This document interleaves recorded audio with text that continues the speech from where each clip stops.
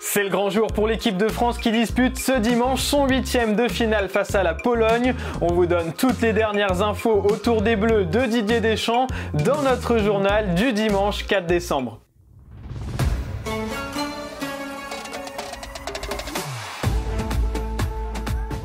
Et Lionel Messi réveilla l'Argentine samedi soir lors du 8e de finale de l'Albi Céleste face à l'Australie. La Pulga a comme très souvent porté sa sélection vers la victoire en ouvrant le score d'un classique, une frappe enroulée du pied gauche hors de portée du gardien, son 9e but en Coupe du Monde, mais le premier dans un match à élimination directe, une anomalie réparée par l'Argentin et qui le rapproche un peu plus du record de Gabriel Batistuta à 10 buts. Ce match était décidément placé sous le signe des statistiques pour Léo Messi. En effet, il s'agissait de son 1000e match en carrière, un chiffre qui donne le vertige, mais encore plus quand on regarde son nombre de buts et de passes décisives, 789 réalisations et 338 passes. Au total, la star du PSG a été impliquée dans 1127 buts en 1000 matchs disputés, des chiffres tout simplement incroyables. En Argentine, la presse encense évidemment un Lionel Messi en feu selon Clarín pour permettre à sa sélection d'avancer dans le mondial. De son côté, Olé dit merci beaucoup à la Pulga avec un jeu de mots autour de son 1000e match. En Espagne aussi, on souligne sa prestation. Encore une fois, Messi, titre Mundo Deportivo, du sang, de la sueur et Messi pour As qui n'oublie pas que l'Argentine a souffert pour se qualifier contre l'Australie, mais l'essentiel est acquis avec une qualification pour les quarts de finale.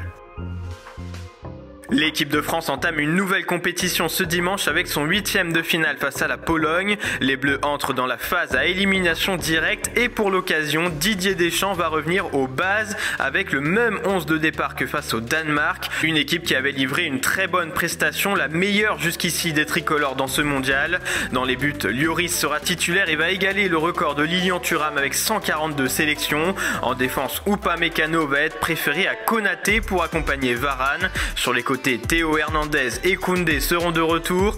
Au milieu, le duo Tchouaméni-Rabiot sera placé derrière Griezmann. Et enfin, en attaque, Dembélé, Giroud et évidemment Mbappé seront chargés de marquer les buts.